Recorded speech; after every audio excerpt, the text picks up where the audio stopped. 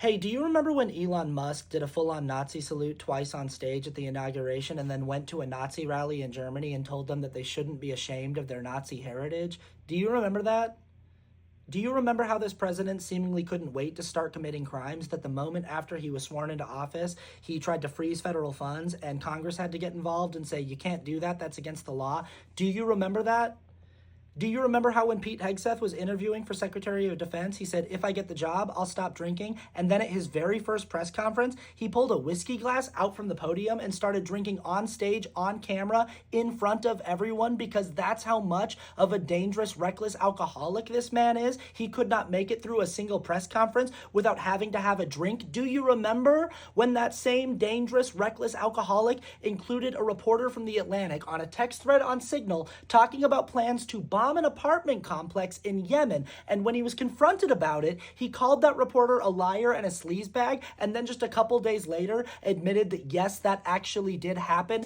Do you remember that? Do you remember how Doge started firing people by sending them emails and saying, justify your job to us in this email or you're fired, only to later find out that they accidentally had fired a bunch of people they couldn't afford to fire because those people were in charge of monitoring the safety of our nuclear silos, and then they had to beg those people to come back to work? Do you remember when this administration first started floating the idea of shipping prisoners off to foreign prison camps, and we said, you can't do that, and their followers said, don't worry, they're not going to do that, and then they immediately started doing that?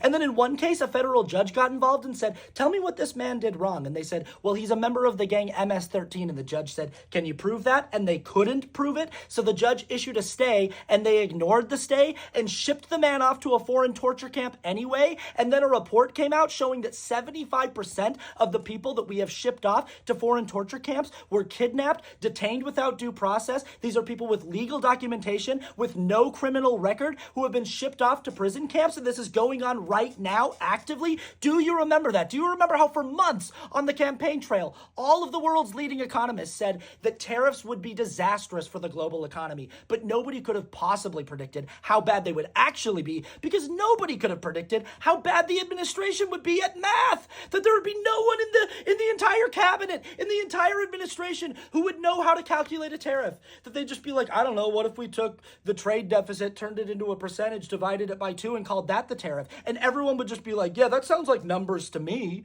That there would be no one in the entire administration who could step in and say, no, you guys, that's not how you calculate a tariff. That's not how you calculate anything. That's not even how math works. You're just taking random numbers and doing random things to them. That's nothing. Do you remember that? Because all of that happened in the last 3 months. That is all incredibly recent human history, and I don't think I covered even half of it. So, just